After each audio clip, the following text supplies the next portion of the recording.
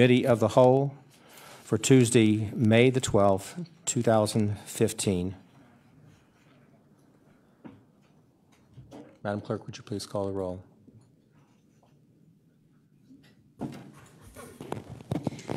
Calling the roll, Mr. Greenspan. Mr. Greenspan is absent. Mr. Miller. Here. Mr. Germana. Mr. Germana is absent at the moment. Mr. Gallagher. Mr. Gallagher is absent today. Mr. Schron. Here. Ms. Conwell. Ms. Conwell is absent at the moment. Mr. Jones. Mr. Jones is absent at the moment. Ms. Brown. Present. Mr. Hairston. Here. Ms. Simon.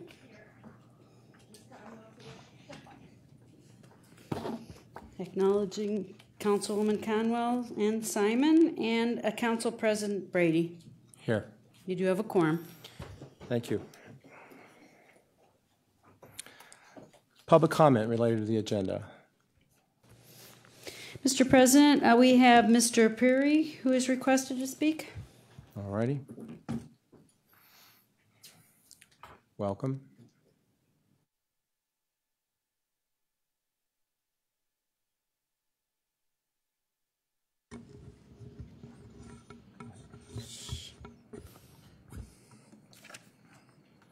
Good afternoon, Council President, Vice President, and Council members. This is my 10th opportunity to speak before you. The subject of my comments is fair funding for the arts in Cuyahoga County. While I don't smoke, I love the arts and the role they play in enriching our lives on a daily basis. I oppose your resolution for renewing the sin tax on cigarette smokers to pay for arts and culture in Cuyahoga County. Sin taxes are regressive taxes that take a higher percentage of income from our poorest and most vulnerable citizens. We need fair funding for the arts where we all pay. Cigarette smokers suffer immensely in later life for their habit. I find the practice of taxing cigarette smokers to support the arts totally repugnant. County leaders in 2015 continue to champion what Jimmy DeMora championed in 2006, supporting the arts on the backs of cigarette smokers, demonstrating an absence of enlightened leadership. Now, artists are known for portraying social injustice in their works. I hope they will speak against the continuing exploitation of the weak and powerless, an exploitation which unfortunately benefits their community with financial grants. I will actively oppose the 2015 sin tax with my vote no on sin tax signs. Love the arts, but not the use of regressive taxes to support them. We should stop exploiting the weak and powerless in our society. It's a sin, Cuyahoga, to fund the arts on just the backs of smokers. We need fair funding for the arts in Cuyahoga County. Tax all or tax none. Vote no on sin tax in 2015. I'm submitting a document for the record. Thank you for your attention. Thank you. Who's next? The next speaker is Dr. Evelyn Gates.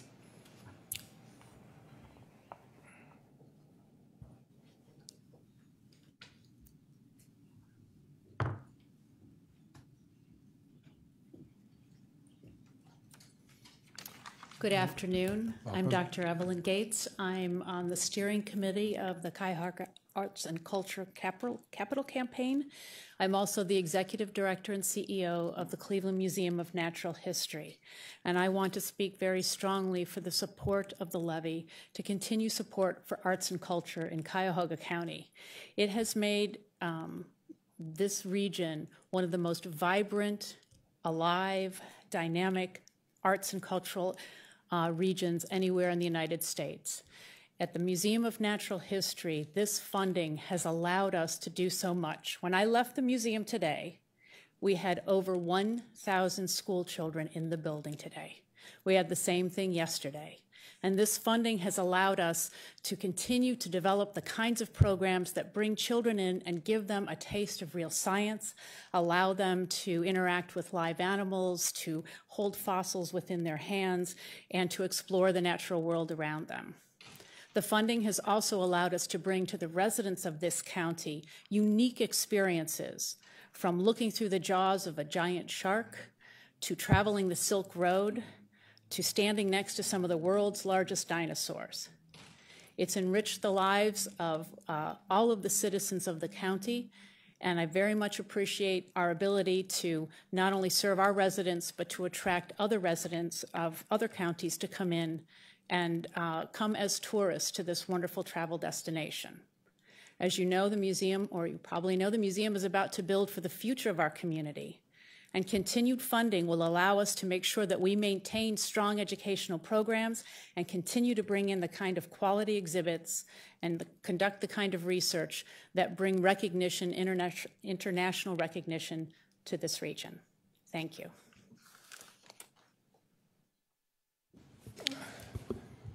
The next speaker is Edna Duffy.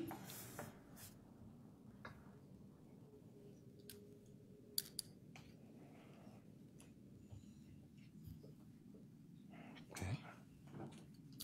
Welcome. Thank you.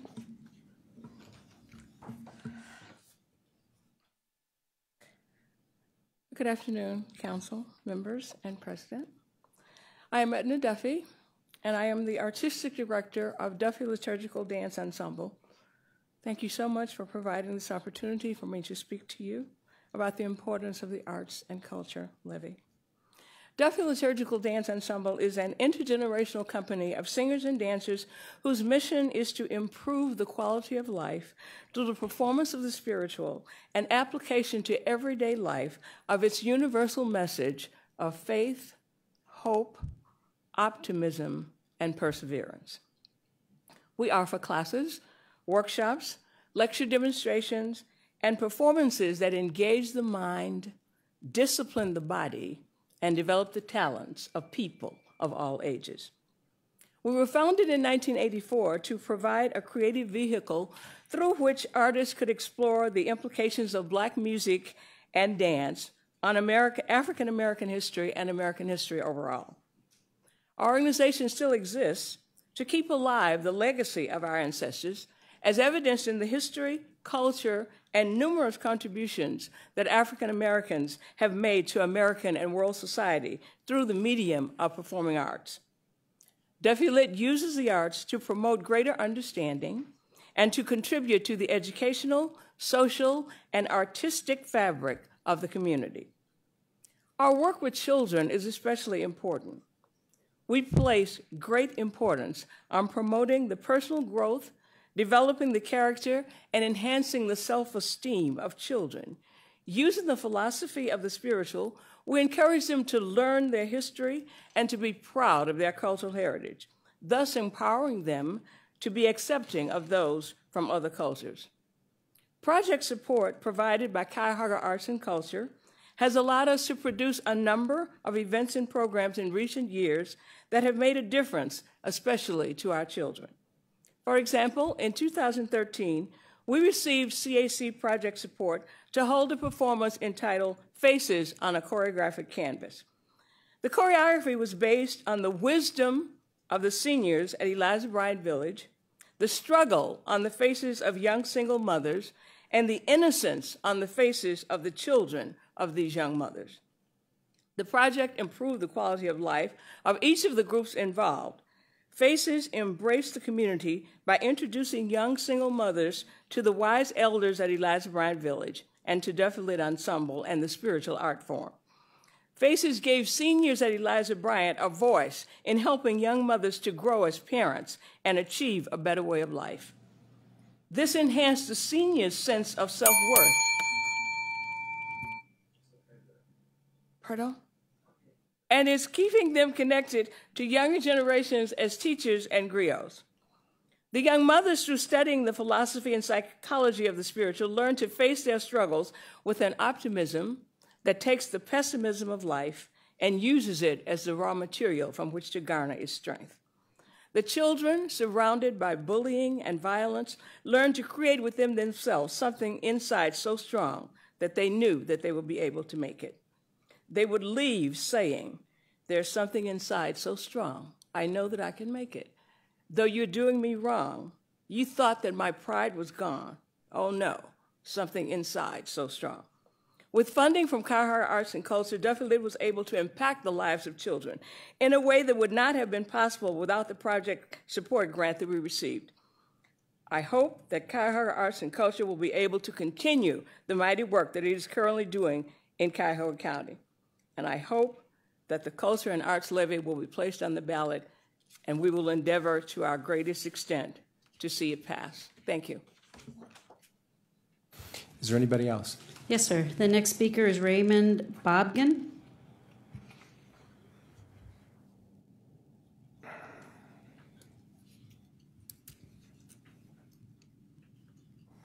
Wow, once you're up here, it's a little intimidating. Hi, my name's Raymond Bobgan. I'm the Executive Artistic Director of Cleveland Public Theater. Our mission is to nurture compassion and raise consciousness through groundbreaking performance and life-changing education programs. Most people think of us because of the first thing, the groundbreaking performances. We are launching plays. Over 30 plays that we launched at Cleveland Public Theater have moved from our theater to other theaters in the region and across the country. But I think core to everything we do is our education programs. Through the STEP program, we serve children from low-income families. Last year, the median household income of the kids in STEP was $18,000 a year. We also serve 300 children who live in public housing, not with drive-by programs or just 1 week of programs. No, we're there every week, and we're there in the summer in after-school settings. We also run a program with Whitehaven. Some of you are familiar with that project, where we work with homeless men in treatment for drug and alcohol addiction, building new plays with them and helping them communicate stories of addiction in our community. Over the past 10 years, I have witnessed the transformation of one neighborhood. It's now called the Gordon Square Arts District. It wasn't called that 10, 15 years ago. It was a place you really didn't want to go. And my wife and I, and now our son, own a home in that neighborhood. It was a tough neighborhood. I'm sure you particularly are aware of it, President. And over the past 10 years, that neighborhood has completely transformed. And part of that has been because of a bipartisan effort, mainly on the role of the state. And I know, Councilman Miller, you were a big part of that as well, to raise significant dollars to create the Gordon Square Arts District. Because of that effort, 75 new businesses have opened up in a half-mile radius around Cleveland Public Theater, and the neighborhood is completely transformed. But it's more important, the arts are much more important than just the economic impact, although that impact is pretty big. The art transforms people, and I think everybody has felt that power, whether it's listening to that right song in the car after a horrible meeting, or maybe seeing a movie with your son or daughter, or seeing a play and sitting next to someone you love in the dark theater and witnessing something powerful. We all have been transformed by the arts. We know it can bring hope in the darkness, light in heavy times, and force ourselves to look at some things we don't always want to look at. And we can remember our personal calling, because we are all called to serve and love and to protect and care. And the purpose of the arts is to remind us of that purpose. Just briefly, when I think of the arts and the impact of the CAC, I think of Charles Caldwell, whose father was charged with raising him. He didn't have a mother, but his father was addicted to crack cocaine. His father frequently stole money from him, stole clothes, stole items from him. He's now over 30 years old. He was one of the first participants of the STEP program. He wrote a Facebook post, "CPT changed my life." He owns his own home. He's married. He has 2 kids himself. And he credits STEP as one of the things that changed his life. I think of Joella Blount, who came into our program not being able to speak her own name in front of her peers. She was so painfully shy. Her mother said, "I don't want my daughter to wait 30 years before she can speak her mind to a man. That's why she needs to be here." 4 years later, she was our class president, and a straight A student, went on to join the Navy and now has graduated from Tri-C. I think of Omar, who we found out was riding public transportation in the middle of our program because he had nowhere to live. We found him a home. Sometimes the arts are the people close enough to the community to be able to connect them to other services. The arts get to the core of what we do, and they help us thrive in so many ways. Thank you so much for your time. I apologize for going over, and thank you for your kind consideration for this legislation to move forward so that voters can make a choice. Thank you. Thank you. Any others? The next speaker is Paula Grooms.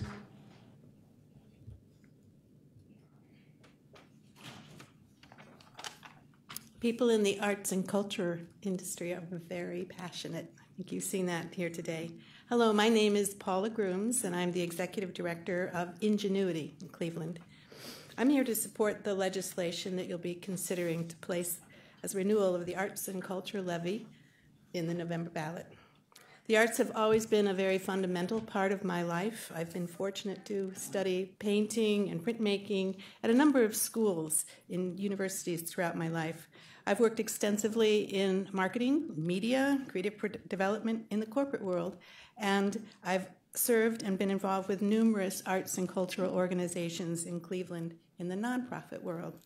I'm very grateful to have the chance to lead Ingenuity as we continue to offer creative people a venue to explore an intersection between the arts and technology in this area, as well as provide an opportunity for our community at large to engage with them at our events. Ingenuity Fest, our largest event, now celebrating its 11th annual festival in 2015, is a true expression of the vitality of Cleveland's creative community.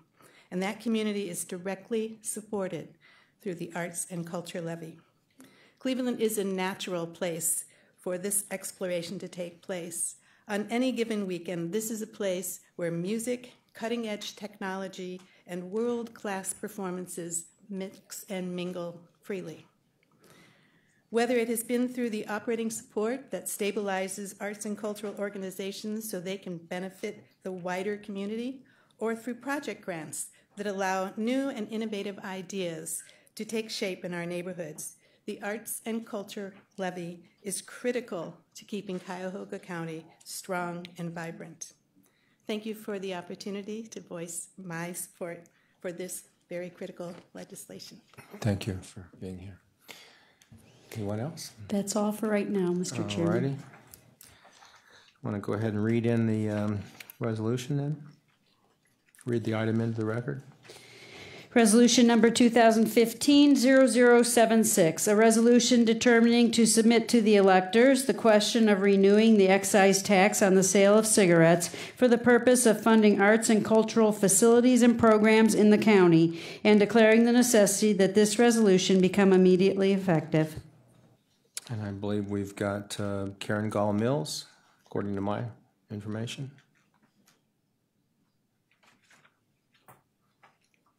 Welcome. Good afternoon. Good afternoon. Council President, members of council, thank you for having me here today. Let me also acknowledge that our board president, Joe Gibbons, is in the audience, who I believe that you have met. I've had the privilege of serving as the CEO and executive director of Cuyahoga Arts and Culture since 2010. I came back to Cleveland to take on this role because I was so impressed that the community where I had gone to school and where my parents still live had done something truly unique, dedicating a meaningful sum of public money toward the support of arts and cultural organizations that have been such an important part of our community for the last 100 years.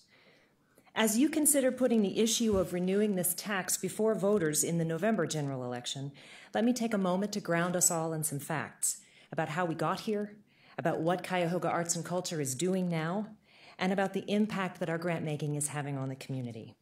I hope that when I'm done, you'll agree that we've been delivering on the promise made to voters in 2006, and that this tax is worthy of being put in front of the voters this fall. So first, some quick background. Many of you remember the campaign in 2006, which was a direct outgrowth of the work that the Cleveland and George Gund Foundations had done a decade earlier to assess the state of funding for arts and culture and commission a community-wide cultural plan. That cultural plan identified a lack of public funding, 64 cents per capita, I believe was the figure at the time, as a challenge for and to our community. If we were going to hang on to the cultural organizations that have made our community shine, we were going to need to find a way to bring some new resources to the table.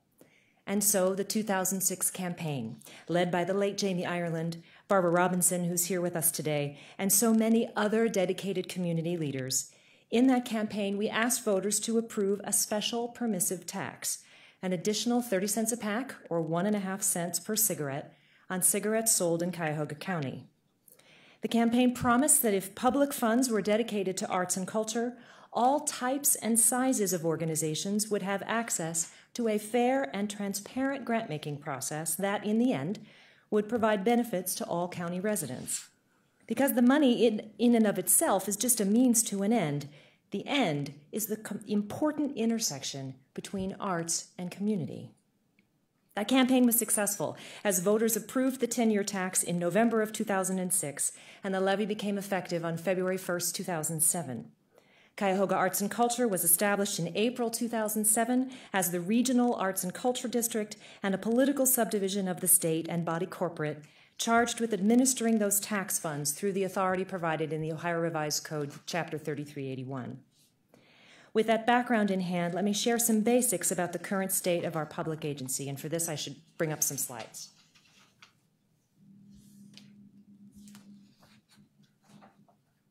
Here we are.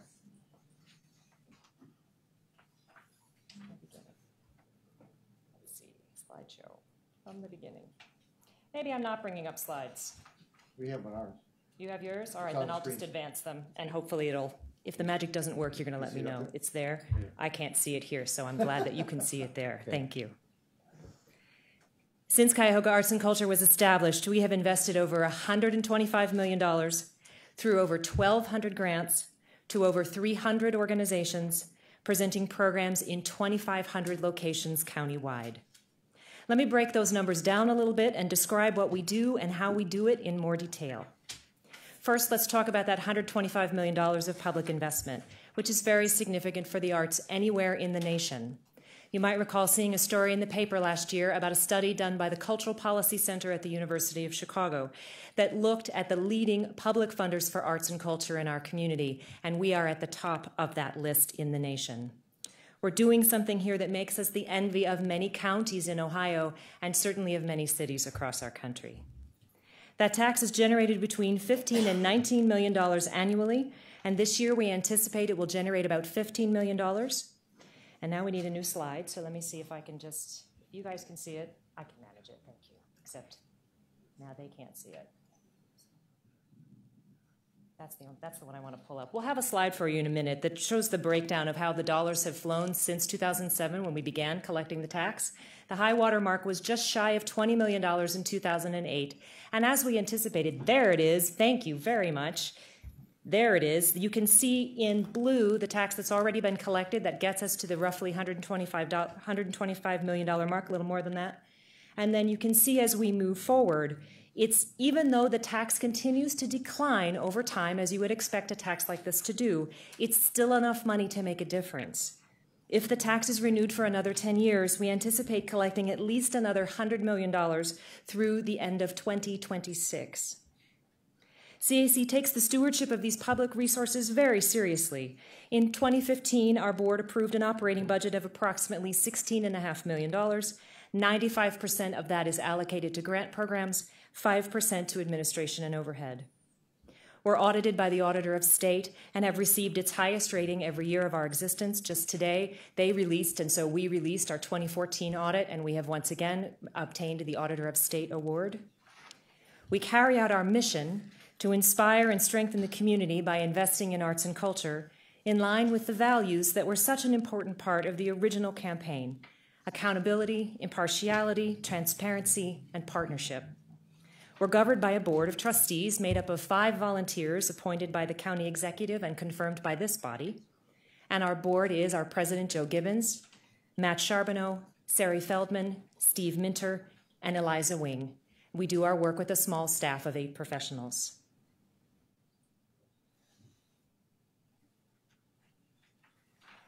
There we are.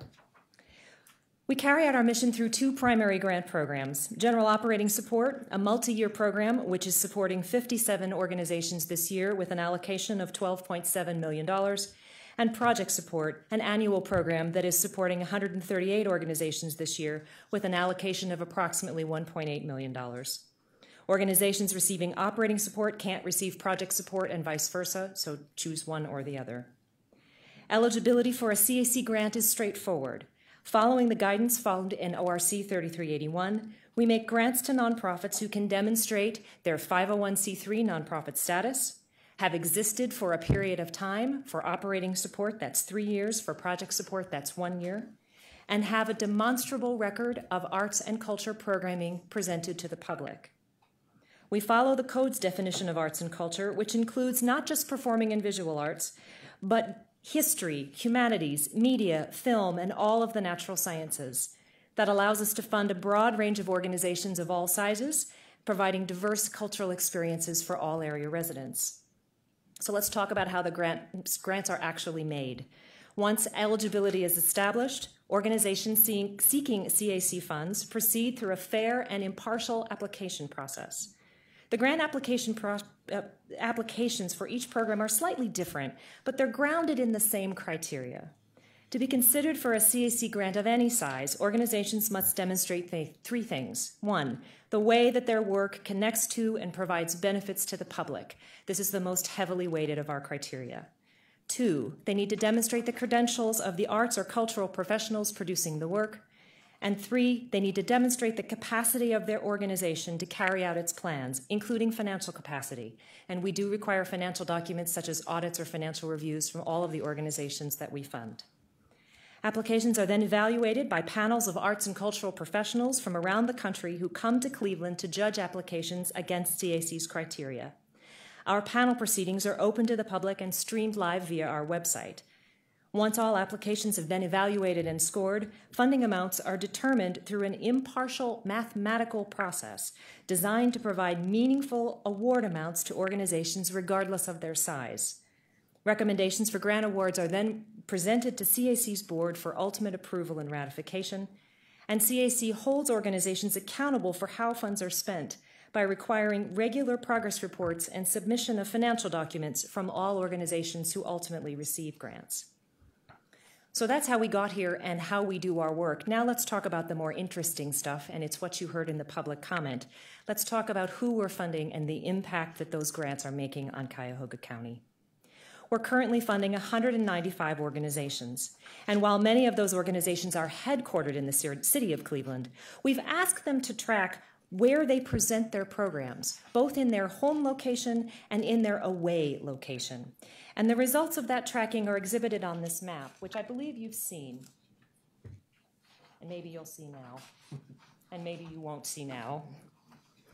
On the map, you can clearly see that in calendar year 2014, organizations report presenting programs in this 2,500 different locations countywide. And you got a really big PDF in your email from Joe Nani, I expect, 100 pages long, that talked about actually where all of those programs are taking place. Certainly traditional performance venues, but also community centers and churches and libraries and parks and galleries. Our organizations take seriously their charge to serve the public, and they take their work to the public in a myriad of ways. That's appropriate, right? Because our primary criteria is about connecting the work of arts and cultural organizations to the community. And the community doesn't just exist around the headquarters of an organization. Our community needs to be countywide, and I think this map demonstrates that we are encouraging organizations to do that work. But when we talk about impact, we're not just talking about geography, and we demonstrate impact as a funder through the organizations that we fund. You heard a couple of terrific stories of impact just now. Let me give you a few more and make sure that you understand that our goals here for impact with this work mirror the county's. We want to help organizations who are providing educational experiences for learners of all ages. We want to support organizations who are contributing to our economy through their hiring and their spending, and we want to support organizations who improve our quality of life every day. So let me provide some examples, starting with enhancing education. You've seen our annual report. It's probably at your place in front of you. And on a page there, you'll see some statistics. The organizations that we fund are responsible for 1.4 million educational experiences in the year tracked and nearly 20,000 different field trips. Cultural organizations enrich education in so many different ways. Thank you. Perfect. You heard the story from Dr. Gates at the Cleveland Museum of Natural History. What she didn't say is that all second graders in the Cleveland Metropolitan School District participate in science immersion at the museum and then get passes to bring their family back to the museum, thanks to a grant from Cuyahoga Arts and Culture. The stories are around the county and in many and various locations. Some of you know the Beck Center in Lakewood. They enrich education not only through the theater programs they present, but in the really important music and art therapy work that they do with special needs students. And in Chagrin Falls, the little Chagrin Valley Little Theater also takes very seriously their charge to serve the public through an anti-bullying program that they put on for high school students. Organizations receiving CAC funding are working hard to serve students of all ages throughout the region. We also talk about economy, and you heard that some from Raymond here. Some of this is probably operator error. I'm just going to say that right now. And none of these slides are anything that are critically important other than what you have in front of you, except they're an aid certainly for our audience. Let's talk about the economy for a minute. Of the organizations that we fund, there are nearly 200 of them, as we said. They are responsible for 9,000 full, part-time, and contractor jobs here in Cuyahoga County. I'd invite you to think about what we would do to bring out 9,000 jobs here. So just hit the space bar? All right, I should be able to figure out how to do that. So 9,000 jobs, $350 million in economic spend, $150 million in payroll spend, but also the importance of attracting and retaining talent for our region's businesses. The stories of economic impact are myriad and varied. Certainly the 900 people who work for the Rock Hall, certainly our suburban cultural organizations that make those places attractive for workers of our companies. Places like Bay Arts in Bay Village, or Olmsted Performing Arts in Olmsted Falls, or Cassidy Theater in Parma. Or the impact of the Cleveland International Film Festival. If you were there, you know there were 100,000 people who came to enliven downtown Cleveland through that work. You also know that they employ an additional 200 workers to make that happen, and they have folks who travel here from far and wide who stay in our hotels and eat in our restaurants. Spacebar. Okay. And then, of course, quality of life, which is what the arts are known for, right? Nearly 6 million visits to cultural organizations are tracked by the organizations that we fund, and half of those visits are for free. Our cultural partners take seriously their charge to serve, and they do the best they can with their limited resources to make their programs accessible to everyone. A great way that this happens is through our summer fairs and festivals, and you know these all better than I do, I imagine, whether it's the Waterloo Arts Fest in Collinwood, Art by the Falls in Chagrin Falls, Wait Over Wednesday in University Circle, or the Cleveland Orchestra's free concert this year on Mall B. So as I close up, I hope you agree that CAC has delivered on the promise that we made to voters in 2006. Our grant making helps strengthen organizations so that they can bring arts and culture to everyone in our community. Because the arts are for everyone, right? And I always like to do a presentation that includes this slide, and I'm really going to hope I can make it move forward. These guys are participating in a program, an arts education enrichment program done by Progressive Arts Alliance. Progressive Arts Alliance uses hip-hop to do education in STEM learning, science, technology, education, and math. These guys inspire me every day because they deserve to have access to great arts and cultural experiences, and our agency helps to make that possible. With another 10 years of funding, our agency will certainly continue its diligence and its focus on the financial stewardship of these public resources, which we know are dear. We will continue to reach out to nonprofit organizations in our midst and encourage their participation in our grant programs. And we will plan carefully our future in touch with the community, ensuring that our grant making continues to evolve in response to the community issues of today. That's what I wanted to put in front of you this afternoon. I welcome your questions. Thank you. Thank you very much. We will go to questions, and Councilwoman Conwell has already indicated. I have several questions, but the first three, and then I'll pass it on to my other questions.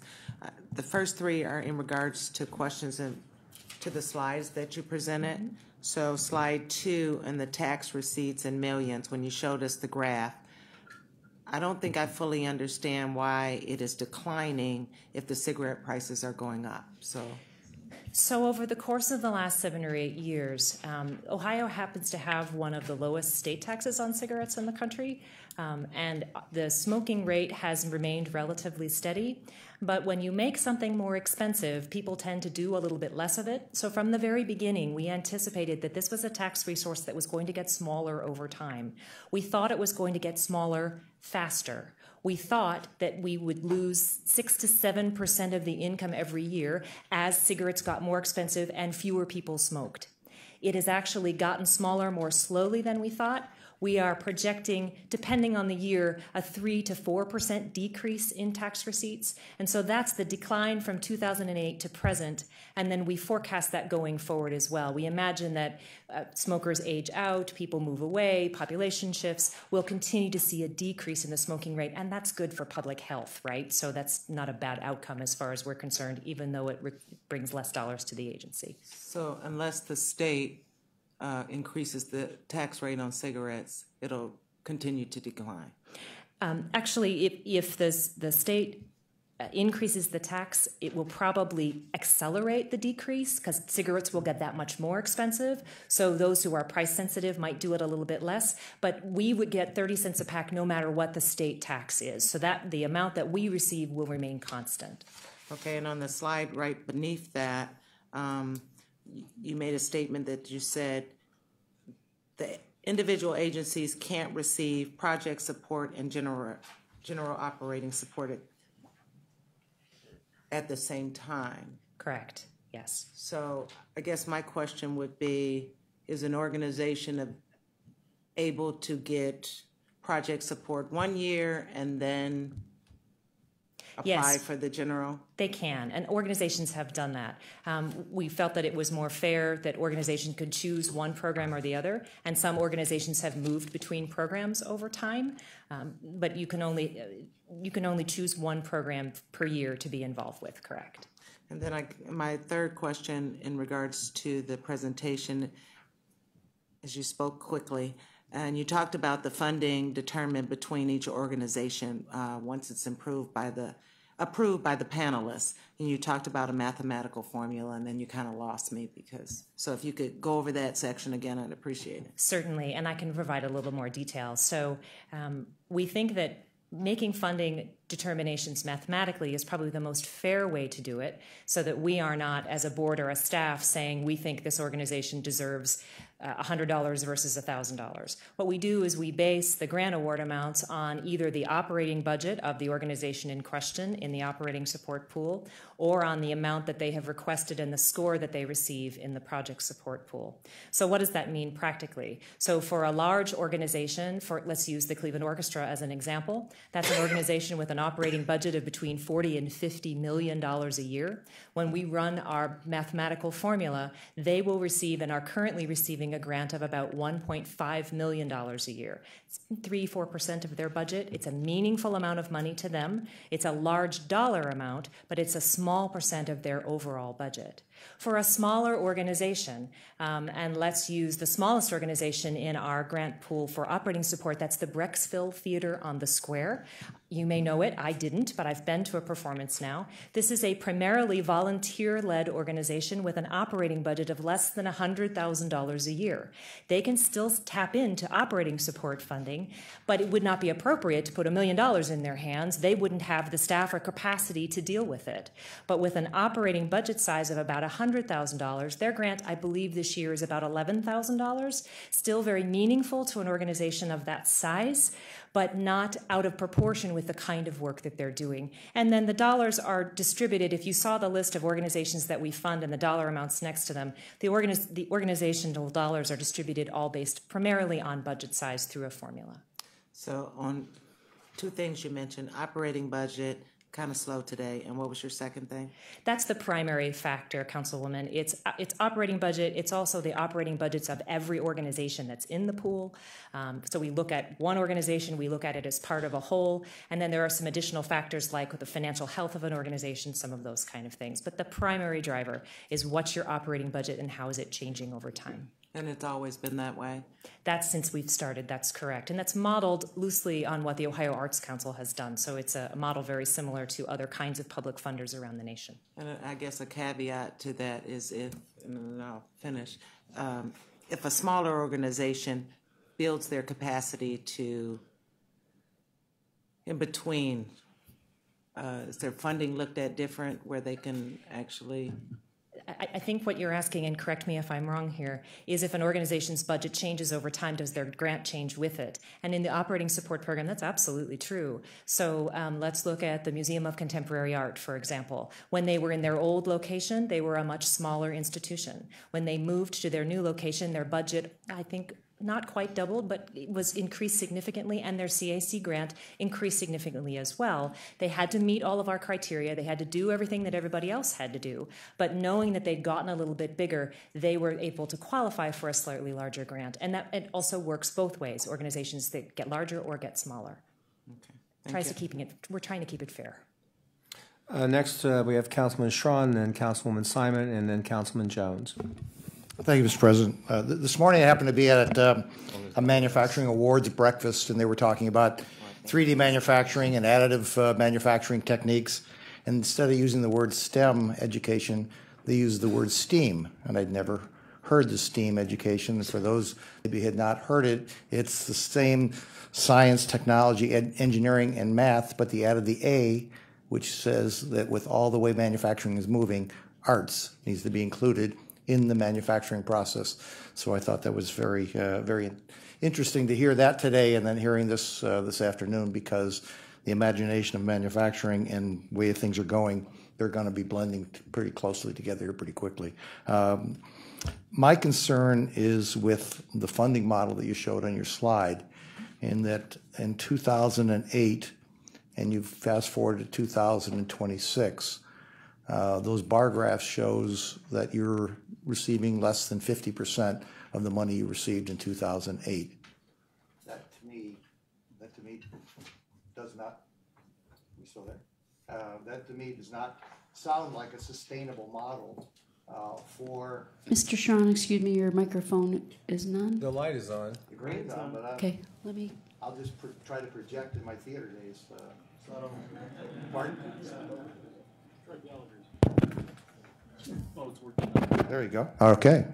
Test. Thank you. That the model doesn't seem to be sustainable, and you being a blending of arts and business, it just seems to me that we ought to be figuring out a better way ultimately to get this solved, because I'm a big fan of the arts, but it doesn't look like the dollars are going to be there, because the dollars are fixed. They're at the 30 cents a pack.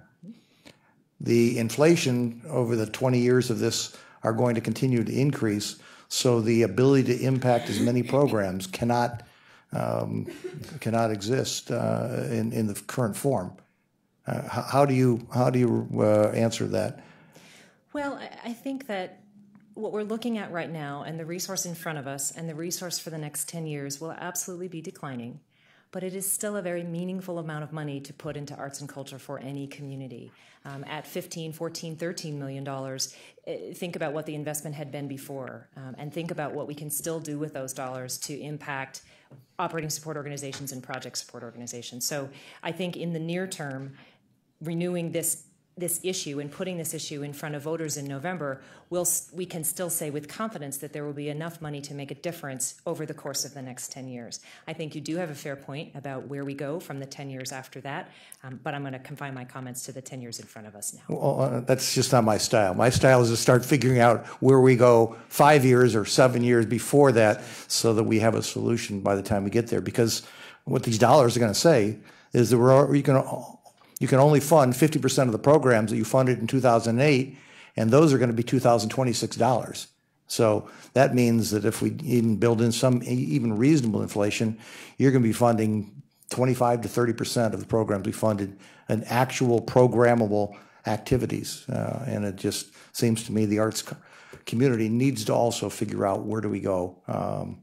So we can actually answer this gentleman here also. I mean, he raises a good point too. Where do we go? How do we get there? And I think that we can't wait that 10 years to come up with that solution. We need to be thinking about it prior to that. I couldn't agree with you more. Yeah. Councilwoman Simon. Thank you, Mr. President. I just have a question. In 2014, the ratio between applicants and actual awards.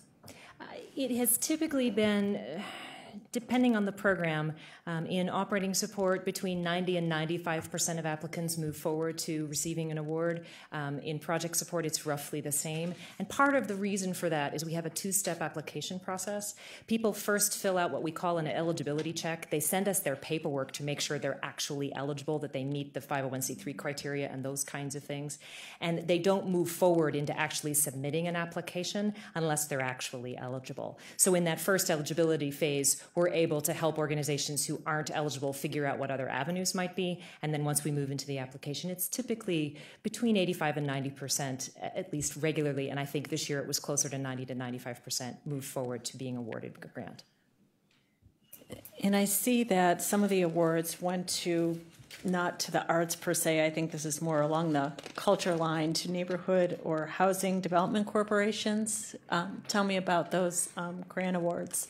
We fund arts and cultural programming in all kinds of places thanks to the generosity of the code. And in our project support grant program, we are able to get at arts and culture that's happening in exactly the places you suggest. So when Burton Bell Carr or when Union Miles wants to do a festival or a mural, they can apply for a project grant. It's a one-year grant. It's very specific and time-bound to then help them take that on. Same thing with art therapy, music therapy organizations. Same thing with Hospice of the Western Reserve doing community grief therapy through the arts. When you see those things that don't look typical, that's likely the program they're coming in through is our project support program. And we think that adds us some strength because it allows us particularly to get to folks who may not consider themselves, I'm going to use air quotes, arts people, but they absolutely consider themselves important residents of their neighborhood, and they care desperately about the fair or the festival that's happening there. They care about the music therapy that they were able to receive when they were getting chemotherapy, etc. It allows us really to make it a better equalizer and reach more people.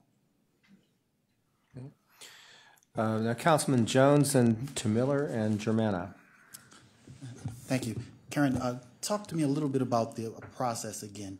I heard you say that there were 3 categories. If you could just repeat them for me again.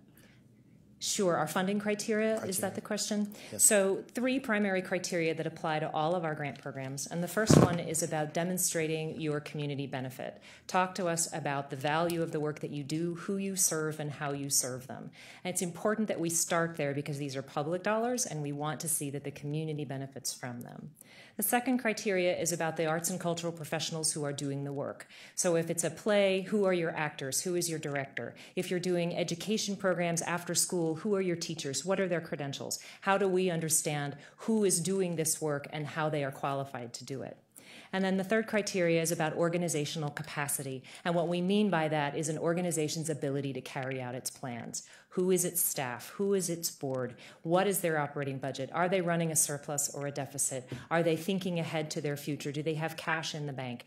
Then we look at their audits, at their financial statements. We look at financial data that goes back several years. In fact, we capture financial data going back to 2007 for all of these organizations and try to make an assessment about the organization's capacity to do its work so that it's a stewardship question, right? We want to make sure that we're making good investments on the public's behalf. I'm glad you mentioned the smallest organization, that $100,000. Maybe they couldn't have use $1 million in programming, but I would imagine smaller institutions may have infrastructure issues. As I just read through the legislation, one of the main purposes is to deal with maintenance and repair. There are certainly many institutions across this district, at least some that I've encountered, that have those type of needs. Speak a little bit to the work you do around the smaller organizations. And I'll say this, and this is just a broad comment, not simply in the arts, but in every area of county government, there are smaller organizations who have certain challenges. One, in their ability to to write the grants, to submit the appropriate RFPs and documentation needed to apply the way a Cleveland Symphony and those larger organizations can just do with the snap of a finger. The smaller ones don't always have that same capacity. Talk a little bit about how, and even though they can't, I'll just add, they still have a significant value to the community. So speak a little bit to how they are engaged and supported. Absolutely, Councilman, and you raise a really important point. When this tax was passed in 2006, I mentioned one of the promises of the campaign was that this money would be distributed fairly and equitably to organizations of all sizes. We all think the arts, we think University Circle, that is one of the extraordinary cultural districts in our country. But the arts and cultural ecosystem here in Cleveland, and I think this is what you're saying, here in Cleveland and Cuyahoga County, is made up of a myriad of organizations of all sizes, and we need them all. Fully half of the organizations that we fund have budgets of under $1 million. Most of that category has budgets of under $500,000. So those are small organizations doing important work literally on a shoestring. One of the reasons we use a panel of experts that come from out of town to adjudicate our grant applications is because what that allows our staff to do is then really provide the kind of support through the grant-making application process that you describe. We don't write grant applications for anyone, but we are at the end of the phone. We are there to work with organizations and help them figure out how they can tell their story, how they navigate our online system if they've never done that before, assist them with uploading materials, help them understand how to tell their story in a way that is going to resonate with a group of panelists from out of town and allow them to compete on more equal footing with organizations that have much larger staffs. So we've taken that to heart, and it's built into our process as well. Knowing that fully half the organizations we fund have budgets of under $1 million, I hope as you look at the grant award amounts and the organizations, you'll begin to see that, yes, there are big dollars going to some big organizations in this community, no doubt about it, and those big organizations are really meaningful to our community as a whole. But making sure that the $20, $30, $40, $50, $100,000 grants are going to places like the Music Settlement, like the Ingenuity Festival, like Duffy Lit, things you heard about here this afternoon, like Cleveland Public Theater. None of those organizations are operating with multi-million-dollar budgets, and yet they are doing very meaningful work on the neighborhood level. That's what this is designed to do, and I'm hopeful that we accomplish that. As you target again that neighborhood level, talk in terms of dollars, how much has gone to, I guess you call it general dollars as opposed to programmatic? And when I say general, I'm speaking towards to those infrastructure needs, those who have buildings that need physical help and work, and how much of the money has gone toward that type of investment. I appreciate that you brought that point back up because I wanted to make sure that that's clear. Our authorizing legislation does allow us to make capital grants for infrastructure, for buildings, for those kind of things. Up to now, we have not done that kind of grant making because we feel that the support of operating dollars is rare in our community and is really the arts and cultural community's specific need. So an organization receiving an operating support grant from us, let's say Cleveland Public Theater, you heard from Raymond a moment ago.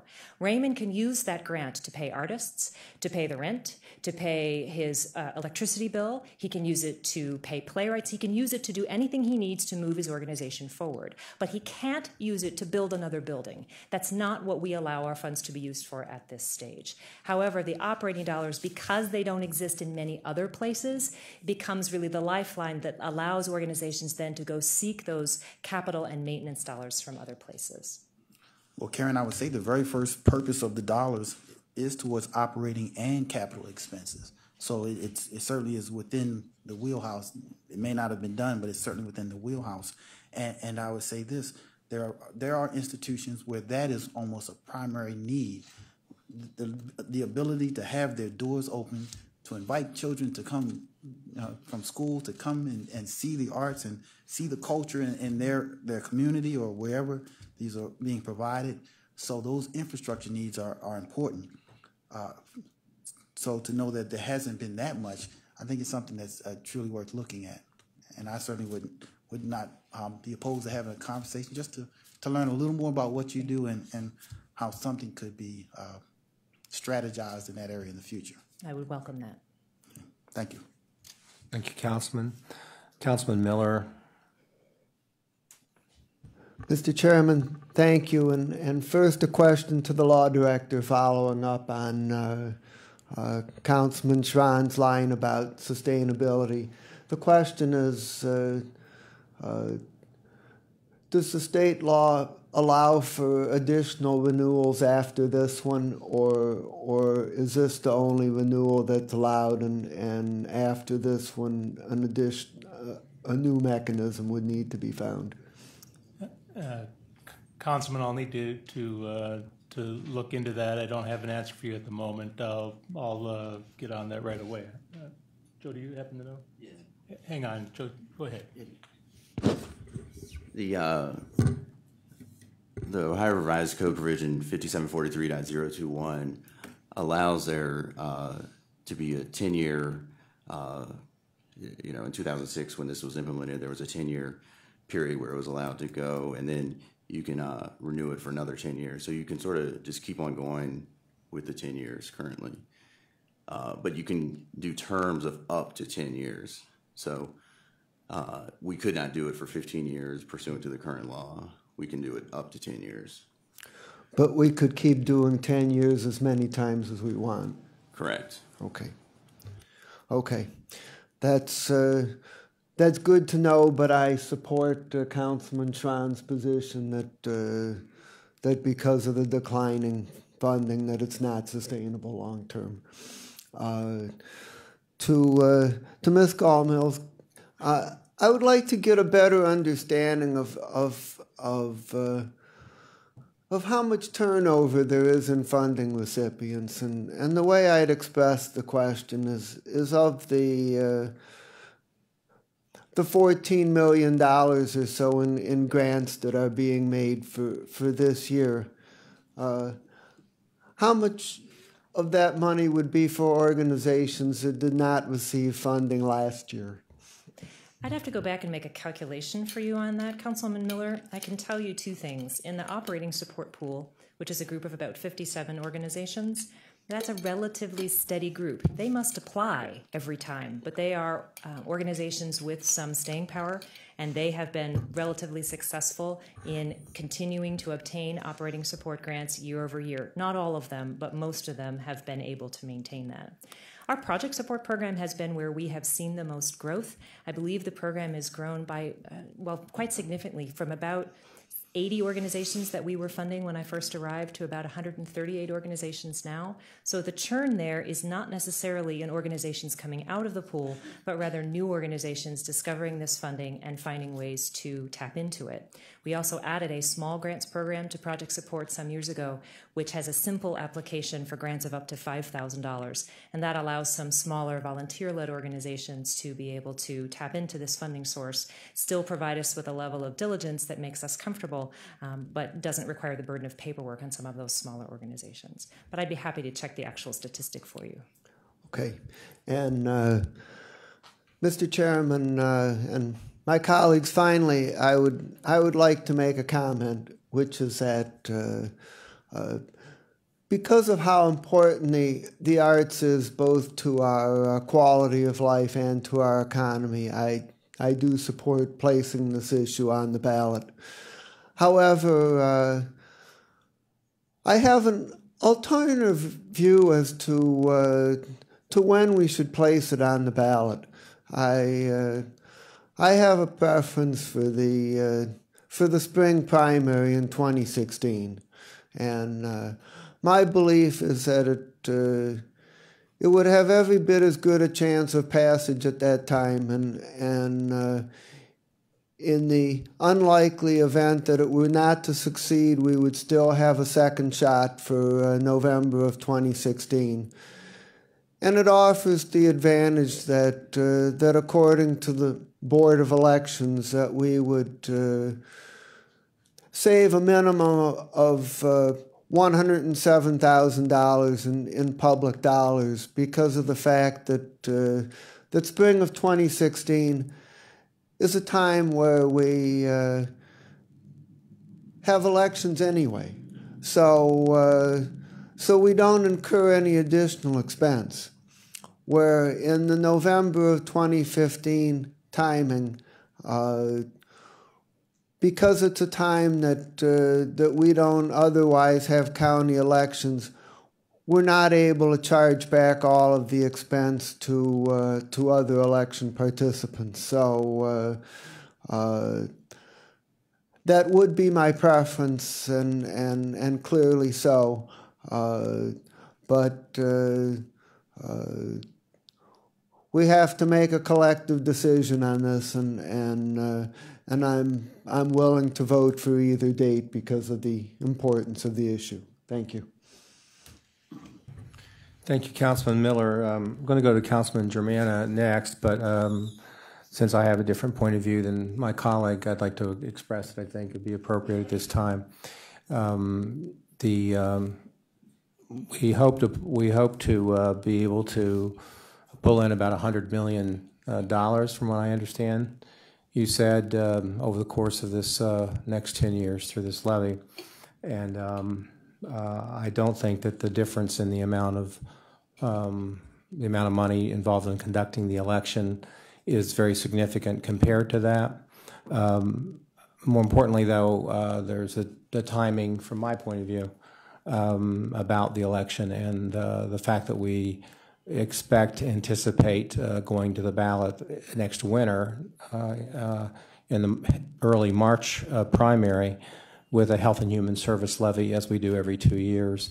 And I personally would not want to take on both of those campaigns at the same time.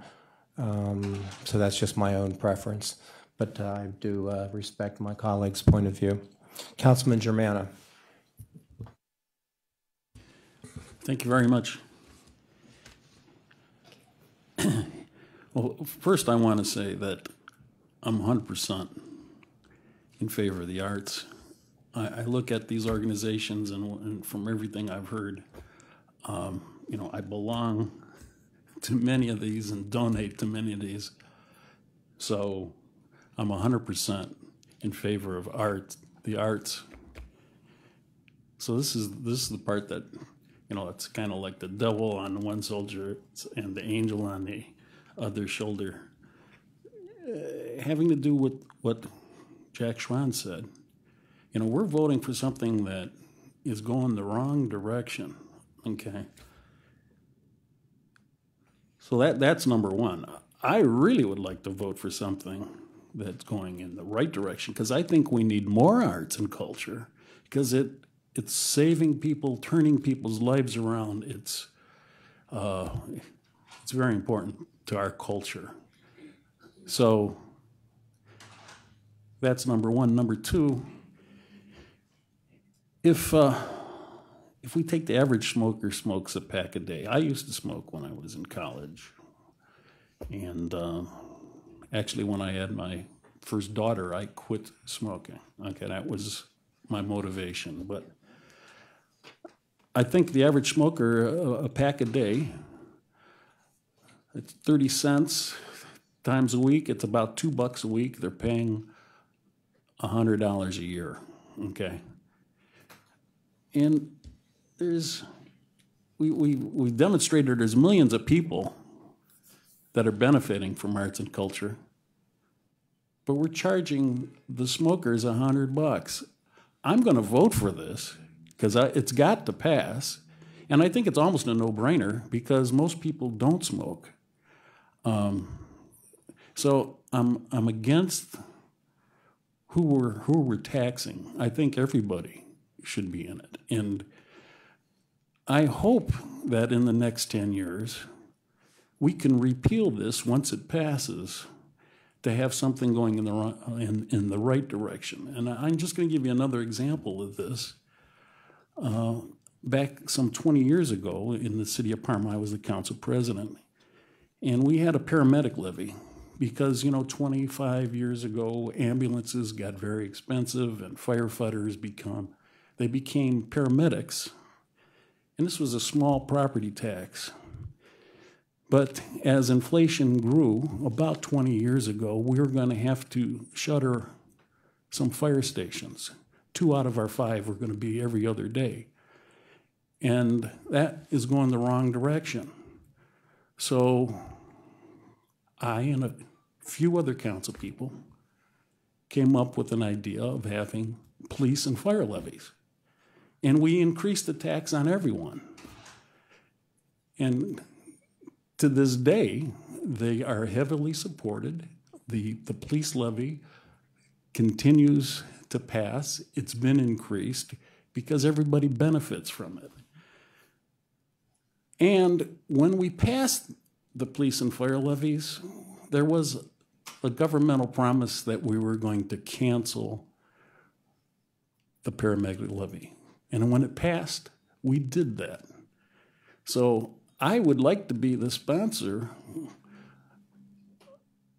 of canceling this once it passes with a better idea, with the right projection. And I'm just kind of surprised with all the smart people involved and all the smart people that are, I don't know what is the best substitute, but I hope we find one, because I'd like to see the arts being funded higher. And, I want to be a tax increaser. I just don't want to tax smokers. I think it's discriminatory. But this is so important that we must pass this. So I'm definitely a yes vote. But keep in mind, if we could come up with something that universally would be fairer, I'd be a great supporter of that. And I wish I had the brains to be able to tell you what that is. I thought maybe soda pop, because soda pop's not so good for people's health, and we've got diabetes and so on and so forth. But then we'd have a tough time passing that because of the special interests, the Pepsis, the Cokes, and so on and so forth. But you get my drift. I really support the arts. I just hope that this doesn't run the course. I hope we change the trajectory. I heard a suggestion that maybe, although it is smoking, that there may be something else to smoke in the near future that might be available to be taxed. You said that, Councilman, not me.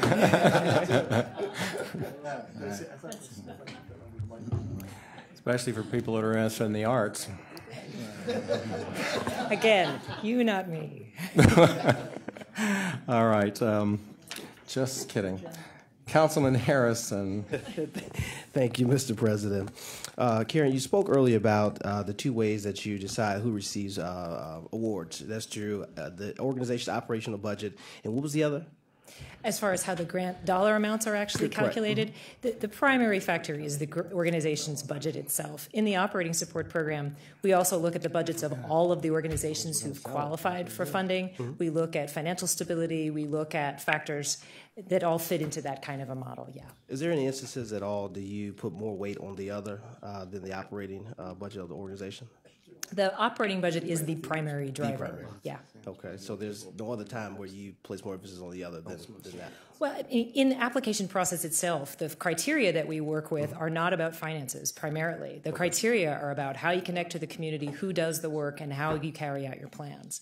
Then once organizations got a score that allows them to get into the grant pool, then we apply math. And so the math applies so that we can write checks for grants that are appropriate for the organizations, and that's based on organizational budget size. Appreciate that. My other question is, I noticed on the listing that you provided to us that we have, it talks about the school-based and the non-school-based. What is the ratio between the two, if you know, and which has been more effective or more meaningful that you found through the process? The first question, I'd have to go do some math myself to answer for you as to the ratio between school-based and non-school-based. Off the top of my head, when I think about what the map looks like when we color the dots in, it seems about half and half. Okay. We're not judging the effectiveness of the programs in one place or another. What we're asking is how organizations are connecting, who the artists are who are doing the work. Is it an in-school program that's happening during the school day? Is it after school, so an aftercare program or a supplemental program? Or is it a program that happens on a Saturday in a community in a different kind of community residence. Remember, too, that when we talk about education, we're not just talking K through 12, we're talking lifelong learners. So stuff that's happening in senior centers and senior residences.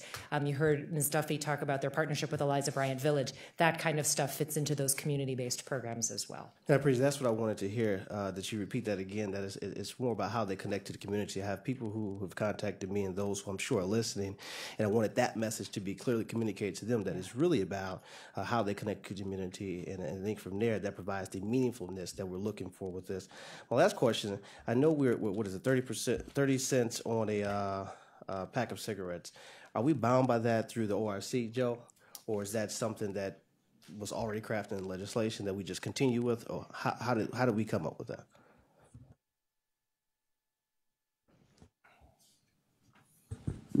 Yes, unfortunately, we're bound by the legislation that the state passed, so we're stuck with that 30 cents per pack at this moment in time. Potentially, 10 years from down the line, we could lobby and increase that or something like that, but it's 30 cents per pack for now. Thank you. And Mr. President, my last point, not a question, but just a comment. I agree with Councilman Jones. There are many institutions within our own backyards who can greatly benefit from funding for infrastructure repairs. I've driven by some of them myself in the past, who I've seen bricks falling from the side. I've seen broken windows with cardboard and tape over them. Yes, they do provide great programs, but I believe to help with the morale and just the willingness to want to participate with those organizations, the infrastructure has to have the appearance for them to be attractive for those to come through their doors. So I agree with Mr. Jones. I would like to be a part of that conversation as we continue of how we can begin to look at ways to boost our funding for infrastructure for some of these organizations. Thank you. Thank you, Councilman Harrison. We're going to begin the second round with Councilwoman Conwell. Can I ask all 5 that I have left? Okay. OAC, in your opinion, does the OAC, and for those that don't know, is the Ohio Arts Council, have a harder critique or system, in your opinion?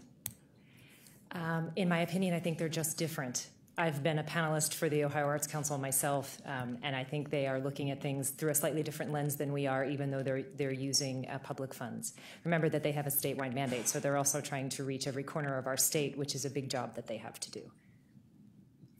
Okay. Do you ever overturn or amend ruling of the panelist? It would be within our board's purview to do that. As yet, they have not seen fit to do that. But it's possible. Yes, it is. The organizations that are not receiving money this fiscal year, how would they be assisted in going forward, or will they?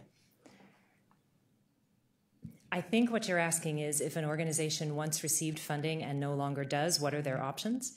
And as long as they remain in good standing with Cuyahoga Arts and Culture, which is they have completed their reports on time and submitted their reports to us, and they've shared their financial documents with us so that each grant cycle was completed appropriately, they are absolutely welcome to apply again, whether it's to our project support program, which is run every year, or to the operating support program, which is a multi-year program. We also fund arts and cultural activities through the Neighborhood Connections program of the Cleveland Foundation. We've made an investment there so that we can also get at some neighborhood-based work that sometimes happens outside the purview of a 501c3 nonprofit, and so that's another avenue available to organizations for seeking funding. All right, and my next question would be the panelist structure. I personally believe it's unbalanced, and I believe when you present it in front of the County Council in 2011, I think it was roughly 2012, it wasn't only I, but it was Councilwoman Connolly felt the same way about this panelist structure and moving forward. And I thought out of those conversations that CAC would actually really take a look at changing that structure, because not one local person sits on that board determining, that's like Britain determining the United States' fate every day, if you want to get that big. So I really thought that the council president at that time had, and a few of us had shared, that's what we would have liked to see when we got up to this point. Any discussion, any conversation or response to that? I do recall her concerns and your concerns as well, Councilwoman. Part of the reason we bring in people from out of town, and in our project support program, we bring people from other parts of Ohio, just outside of the 16-county Northeast Ohio region. In operating support, we are strictly working with folks from outside of Ohio, is our dedication to impartiality and fairness. I can tell you that I just myself served as a panelist on a panel in Houston, Texas last week, and I was working with an arts organization there, and wouldn't you know, Bill Wade from Inlet Dance here in Cleveland turns up on a grant application for an organization in Houston. The arts community is very small. Even nationally, it's very small. And to try to eliminate conflicts of interest whenever possible, we find the best way for us to adjudicate our grant applications is to bring the best professionals from around the country here to Cleveland to see what we do and to make their recommendations to our board. That said, our board is the final arbiter of what is going to move forward. Those are 5 voters, residents of Cuyahoga County, who will make the final decisions not only about the dollar amounts, but about who moves forward. So yes, we employ and we bring people to Cleveland. It's not that we're outsourcing and sending the work somewhere else. They come here, they stay in our hotels, they see what our arts and cultural organizations look like, and they spread the word around the country about what we're doing here in Cuyahoga County and how extraordinary it is. So we certainly did look at it very carefully, but we felt that on the side of impartiality and fairness, it still made more sense for us to bring folks in from outside the community to prevent conflict of interest wherever we can. Okay, so the final determination is made by CAC. The recommendations are made by the panel and the final decision is made by our board. That is correct. And you have the option to overturn or amend any ruling of the panelists. My last would not be a question, it would just be, I guess, a request. If we took University Circle out of the picture for District 7, I'm sorry, I'm just focusing on District 7 at the moment, could you please provide me with the remaining agencies that are going to receive funding? What I would need to do is take a look at the organizations that are headquartered in District 7 that are outside of University Circle. I can tell you, and hopefully you saw on that map and the long chart that came back, the kinds of organizations who bring programming throughout District 7 and different organizations, different locations, those kind of questions. One of the things I would invite everyone on council to do, if you are so inclined, if you know of a 501c3 nonprofit organization doing arts work in your community that is not benefiting from Cuyahoga Arts and Culture funding, please tell them to call me. We want to make sure that this word is getting out, and our team of a small team of 8 does a tremendous job of doing the outreach all over the community to say, hey, did you know this exists? And here's how you apply. But you are more connected to your neighborhoods than I am, and anything that you can tell me about organizations who would qualify for funding, we will certainly follow that up. Live, say the phone number that they should call. Oh, they can reach us through our websites, the easiest way, cacgrants.org, or our telephone number is 216-515-8303. And I answer my phone, I promise. All right. Thank you. Are you finished, Councilwoman? I'm passing. And if you don't want University Circle, we'll take it. No, I want University Circle. That was. You'll take it. Let's be clear, University I Circle. asked first. I'm not giving you away. I just want to know what are the agencies outside. Okay, just kidding. All right, Councilman Jones wanted to come back, and then Councilman Schron so far. I did. And actually, that was one of my questions. How, as I talk to my community, where should I tell them to call? So they can call you on your line at this number. Next question.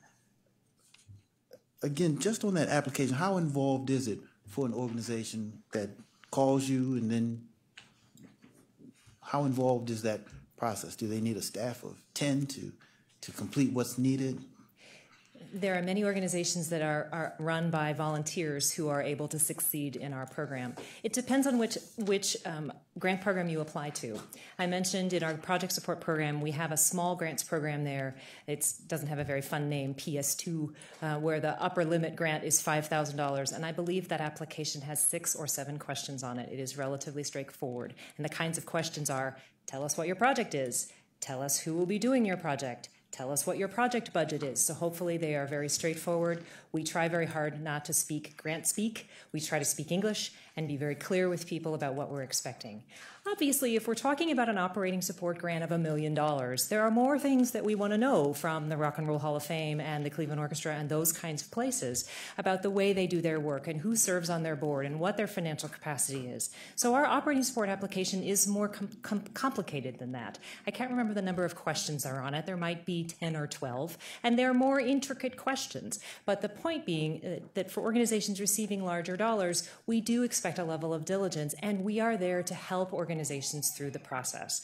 I hope that as you talk to the cultural organizations in your district, you will hear what I often hear, which is that they say, well, I did call CAC and they helped me. That we take as a very important part of the public service work of the 8 people who work in the office with me.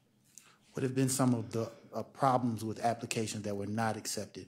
Is there a common theme around those who don't qualify?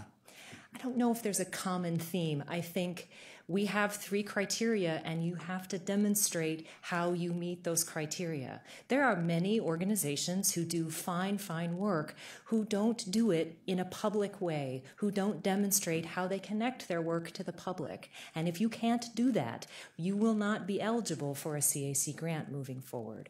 There are some organizations who have wonderful dreams but don't necessarily demonstrate that they have the organizational capacity to make those dreams a reality. And so we look carefully at those applications. We try very hard and we instruct our panelists to give folks the benefit of the doubt. These are public dollars, but what we're trying to do is get them into the hands of organizations. And because all CAC grants are matching grants, that gives us a little bit of risk protection as we move forward. But there's not one common theme for organizations who are not successful. What's common is that they didn't demonstrate well adherence to our 3 criteria. The timeline for 2015, you've given us a list of the 2015 grant recipients. Is this list being built this year? Is it too late to apply for 2015? And if So our 2015 dollars are allocated, and those programs are running now, but there is a grant application coming up shortly. At the end of June, people will have the opportunity to do step 1 of a project support grant application for projects that will take place in 2016. So then at the end of June, they do that eligibility check I mentioned a while ago, where they just have to tell us that they have their nonprofit status and what organization they are and what they intend to do, very simply. And then in September, or the end of August, they provide us with the actual grant application. So it is absolutely the time of now to be thinking ahead to what you want to do in 2016 and to make application to us this summer. And if folks go to our website, they can sign up for our emails that'll tell them when those deadlines are, and we refresh that constantly on our website and through social media as well, so people are aware of what we're doing and when. So 2016's deadline is the end of June this year. The first deadline is the end of June this year. That's correct. I see. All right, last question. Again, this is arts and culture, and there are multiple cultures throughout this county. Speak a little bit to the impact you've had in the Hispanic community and the African American community, and how the 2015 budget impacts those. It's a very important question, because these dollars, remember those 2 little guys from the end of my presentation, right? These dollars are for everyone, and we want to make sure that the dollars are flowing to organizations who are serving all county residents. So I believe in our grant pool this year, we are pleased to be funding organizations like Fabicos and Julio de Burgos. I believe we've funded Esperanza in the past as we look to bring 501c3 organizations from the Spanish-speaking community into our midst. The Spanish-speaking community has been terrific about recirculating our materials translated into Spanish, so that we have an opportunity to connect with people that way. We also work hard to make sure that we are reaching into all corners of the city and county, and that we are connecting with all of our residents through programming done by places like the Rainey Institute on East 55th Street, the Fatima Family Center in Huff, UMADAP and the Distinguished Gentlemen of Spoken Word, some of the CDCs, I mentioned Burton Bell Carr and Union Miles. Those kinds of organizations are doing programming that are touching folks in the city as well as touching folks in the suburbs, and we are working hard to make sure that we have grant dollars flowing to all of those places. Thank you. All right, we're going to go to Councilwoman Brown, and then we're going to go back to Councilman Schron, and that will be the last question unless somebody indicates that they want back in, so we can move on. Councilwoman. Thank you, Council President. My question is the board members. We stated, I think Councilwoman Cottonwell clarified that the board members are allowed to overturn a decision made by the panelists. Is that correct? Are we? Our board members are the only decision-making body authorized by the agency. So yes, they impart some decision-making authority to me, but it is the board that is the ultimate arbiter of how we move forward. How are they selected? The board members are selected by our county executive and then approved by this body. In fact, it's Councilwoman Conwell's committee that reviews them.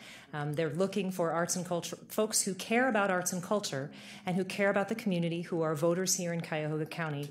In the Ohio Revised Code, it also states that 2 of the 5 need to be connected to arts and culture, either as artists or arts administrators, so that we stay connected to the world of the work.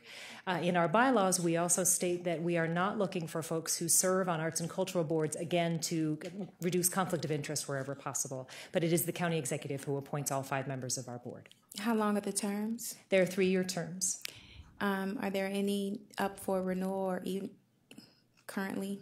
There is a vacancy at present. Sari Feldman's term ended on March 31st of this year. All of our board members serve until replaced, and so she continues to serve, but the county executive is thinking right now about who will fill that spot. Are any of the board members here? Our board president, Joe Gibbons, was here. I will turn around and look. Okay. And There's Joe. What is the makeup? How many are there again? There are 5 board members at present. So 4? Are there 5 or 6?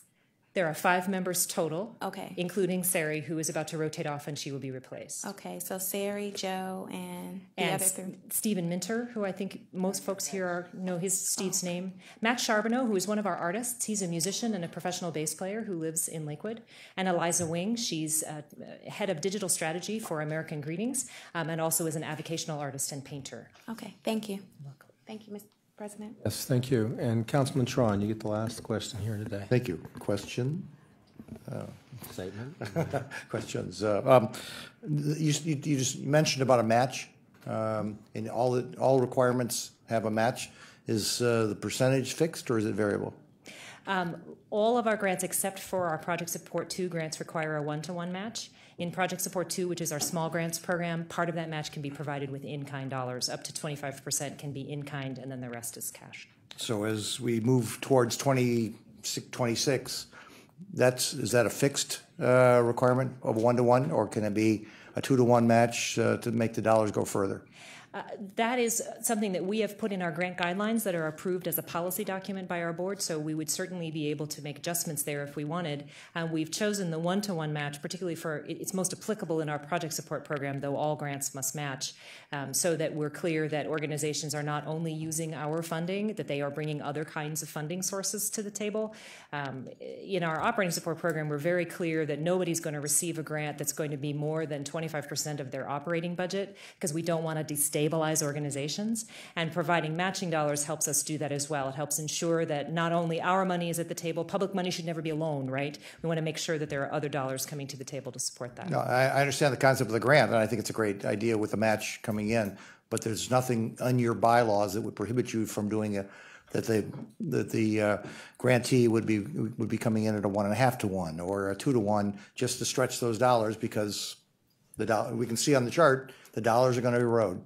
And you're indicating that you have a desire to have other programs that maybe we haven't even heard about come forward. Well, we're using, looks like, all the dollars. So if you win $1 that you weren't at the table last year, somebody else is going to lose $1 that was at the table if the programs are still sustainable. Mm-hmm. That's very true, and it is absolutely not in our bylaws or in the code that says that what the match needs to be, so we can make that determination as necessary. It just seems to me that and then the last item is to try and probe as to what that sustainability can be. How many people do we actually touch? Because I know we have a list of all the programs that got funded. How many people do we actually touch with these programs? The number we're tracking right now, and it comes from our organizations, that is roughly 6 million visits to cultural organizations over the course of any given year. And of those 6 million visits, touch points, how many would have the ability to put $1 into a program that would help stretch your dollars? And all I'm asking you is, if we're looking for creative ways, it just seems to me that we ought to be able to figure out some way of the recipient, if of those 6 million, if they even came up, even if half of them came up with $1, we found you $3 million. I think your point is very fair, Mr. Schron, and I think that what we're talking about today and how this resource currently exists and what this resource currently does is based on one thing. It's based on 30 cents a pack on cigarettes. There was 10 years of work done before that 2006 levy to figure out what it could be, what it might be. There were other tries. There was a property tax try back in 2004 that didn't pass with the voters. This is what we ended up with. This is what the voters approved in 2006. This is what we're asking you to put on the ballot in November. You will not get any argument from me that we shouldn't also be trying to consider what other ways we can find to support the arts. It's just not the scope of what our agency is talking about right this minute, but I certainly welcome more conversation, and I'm sure there are many in the room here, including the folks from the Community Partnership, from Arts and Culture and others, who would welcome conversation about what, and then what. Because it's a very fair question. Yeah, because I will be supporting it and on the legislation. I'm just looking at the pure dollars eroding from the 2008 down to 2026. Half the dollars are there, and those are real dollars. Those aren't even inflationary dollars out there. So I'm just struggling to say, can we find a piggyback to actually start to move in that direction? Thanks. All right. I'll give everybody one last chance if they've got anything to say. I just wanted to make a comment, Councilman Brady, in regards to Schron's statement.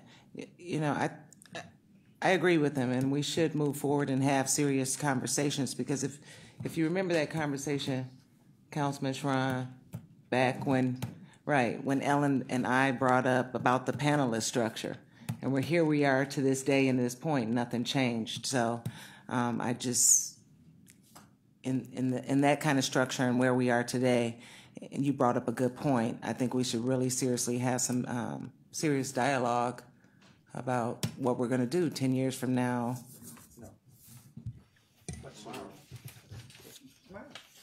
Mr. President.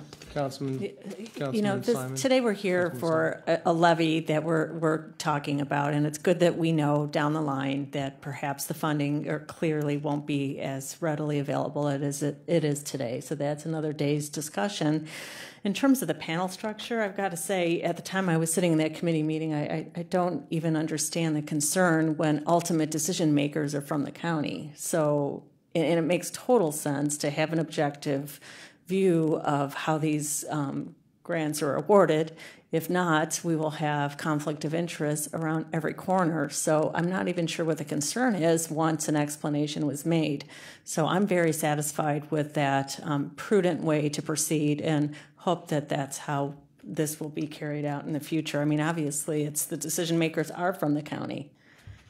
If you put everybody on this panel, you're not going to have any decisions made. Councilman Jones, and then I'm starting to regret the fact that I didn't cut off the Councilman Jones. All right. Well, to those 2 points from Councilwoman Simon and Councilwoman Conwell, we have you certainly have a panelist structure, and it makes sense to me, and the need to have someone from outside of the county, because there are so many interests pooling within locally. But still, even to that point, speak to what diversity that you have, even in your panel and on the board. What diversity exists in what we have currently? And we take that absolutely to heart, Councilman, especially when we're putting panels together. We want to make sure that we are representing all kinds of races, ethnicities, artistic disciplines, all of those things. And so when we have not crafted our panels yet for 2016, but when you look back at the operating and project support panels in 2015, I think you will see all kinds of folks from not only all over the country, from all artistic disciplines, from races, from classes, from socioeconomic levels that represent what our county looks like. We aim for that, and it's a lot of work to make sure that we actually get that. But I would be happy to send you copies of the panelist bios that we've used in the past so that you can see for yourself if you feel that that's actually warranted, and I'd be glad to do that post this meeting. And last, the board itself. What is the diversity currently on the board? So are you suggesting racial diversity primarily? Racial diversity. So Steve Minter And is gender. on our board, And gender. absolutely. And one of the criteria that we have asked the county executive to consider is racial diversity for the candidate that will fill Sari Feldman's shoes. Because Steve Minter is the only African American on our board at the moment. We don't also have somebody from the Hispanic or Latin community on our board. And so that's something that we've asked the county executive to be mindful of as he makes his recommendations. Okay, thank you. All right. Listen, thank you very much. Appreciate My it. pleasure. I've had a very good discussion today. We're going to hold this legislation in the committee of the whole and continue this discussion. It would be my hope that if the support is there, which it seems it is, although there are questions that people would like to explore, we'd like to move this out of the council by the second meeting in June. So thank you very much. Thank you very much for your attention. I appreciate it. Okay. Is there any miscellaneous business for the committee of the whole? Excuse me, Mr. President, there are additional speakers? I was going to move to that, but on sorry. the what I have in front of me. Oh, I apologize. That's okay. Doesn't embarrass me. No, I just embarrassed myself. So. No. We have more public comment. We do, yes, sir. The first speaker is Harriet Applegate.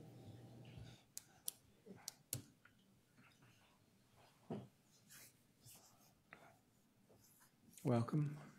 Good afternoon. I'm Harriet Applegate, Executive Secretary of the North Shore AFL-CIO. And the North Shore represents the needs of workers and labor throughout the county, and 3 counties actually, Cuyahoga, Lake, and Geauga counties. And we represent about 100,000 folks. I'm glad to have the chance to speak in front of you today about this legislation and want to express my support for it. Arts and culture organizations and projects supported by the public through grants from Cuyahoga Arts and Culture are critical to our region's economy, education, and overall growth. Our arts and culture sector supports thousands of jobs, as you have heard, and injects hundreds of millions of dollars into our economy each year. Additionally, on top of this, as our arts and culture sector grows and thrives, many organizations expand to fill greater public demand, and this has meant work for workers across the entire spectrum of employment in our county. You know, more grocery stores, more development, more people moving back into the city, into the arts districts, and it's been an overall enormous ripple effect. The step voters took in 2006, approving the arts and culture levy, was at that time a bold act of faith that the levy would provide the resources necessary to strengthen and energize this critical sector. And today we now know that this has been an incredible success. And I hope that this success continues. Despite the diminishing funds, it's important that there's public support for this levy. And even though that part of the public is the smoking public, it is public support, and the concept of public support for the arts, I think, is an important one. Thank you very much. Thank you. Anyone else? Yes, sir. Terrence Spivey.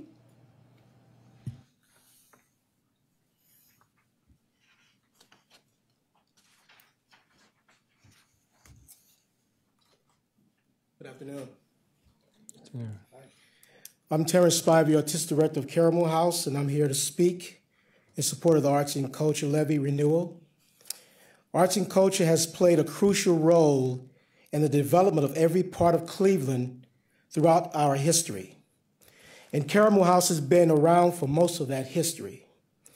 The original settlement house that eventually became Caramel was founded exactly 100 years in 1915.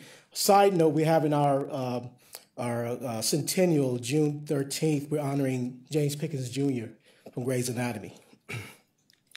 Over those 100 years, Caramel has grown with the city and weathered the challenges our community and region has faced. And through it all, we have remained committed to our mission, being a premier theater that sets high standards for arts excellence, not just for the sake of excellence, but because pursuing excellence can help us all fulfill the promise of our potential. Nearly a decade ago, I was a vocal supporter of the original Arts and Culture Levy, because I know both the importance of arts and culture and how difficult it is to sustain a strong organization.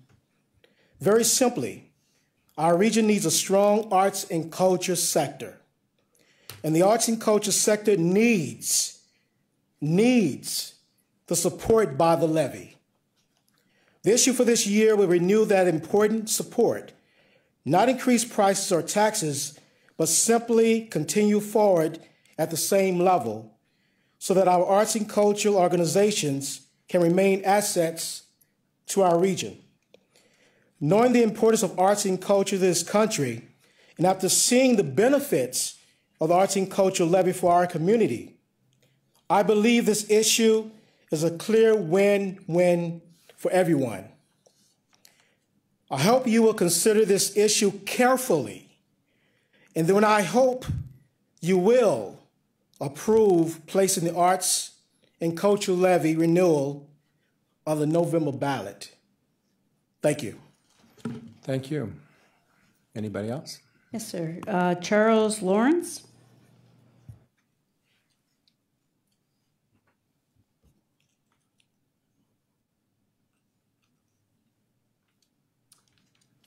Good afternoon, Council President and members of the Council. Thank you for giving me a chance to talk today. I know it's been a long day.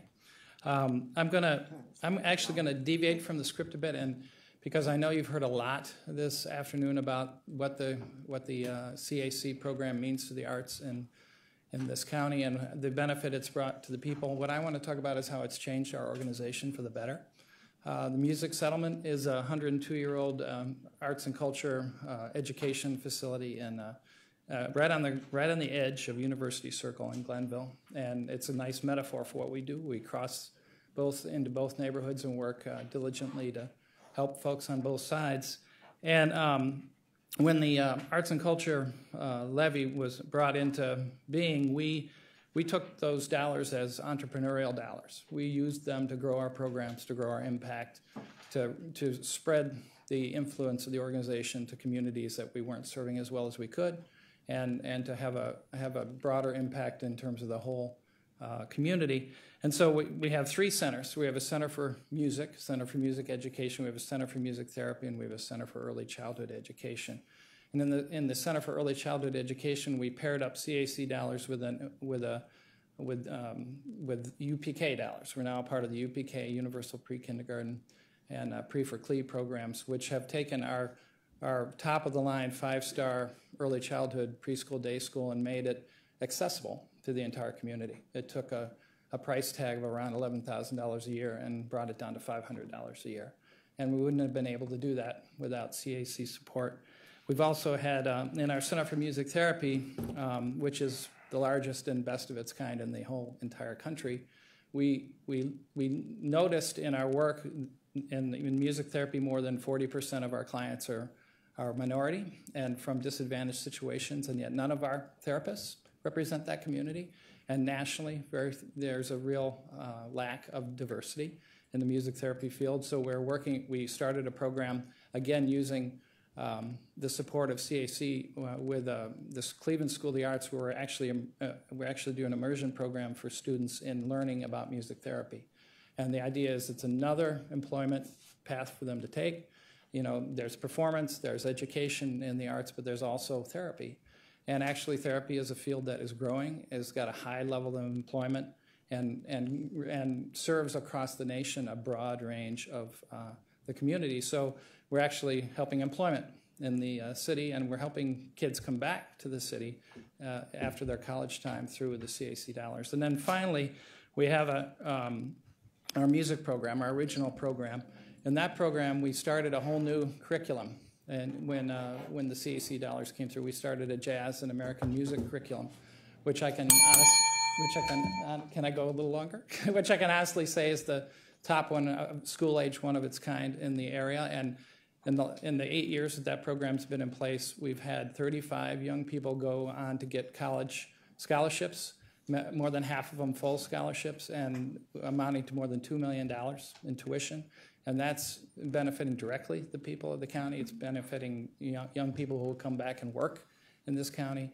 And it's changed our organization for the better. So if it wasn't for the CAC support, this wouldn't be possible, and I urge you to put the ballot on the, put the levy on the ballot again, and we'll go from there. Thank you. Thank you. Yes, Mr. President, finally, Mr. Puri would like to address council. Okay.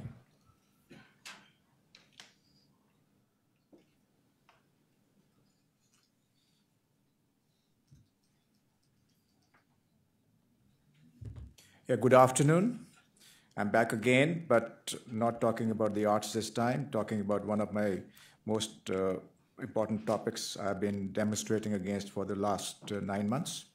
The subject of my comments is 218-year-old public square destroyed.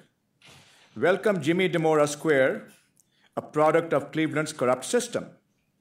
Both Jimmy DeMora Square and Jimmy DeMora Bridge are bogus projects emanating from a leadership disoriented with feelings of grandeur. At the March 6th press conference, County Executive Budish, who's not here today, stated, "Public square will be transformed into a square for the public that we can truly be proud of." Well, according to Mr. Budish, the county will be a leader in this great transformative game-changing project. Well, what's so transformative about this game-changing project? It's all about geometry and rerouting of traffic from 4 small squares separated by 2 major arteries, Ontario Street going north-south, Superior Avenue going east-west, to 2 rectangles separated by a narrowed Superior Avenue with 4 lanes of buses going east-west and the remaining traffic moving on the crowded perimeter roadway. And what we are told in endless talking points about the benefits that will result from this geometric transformation.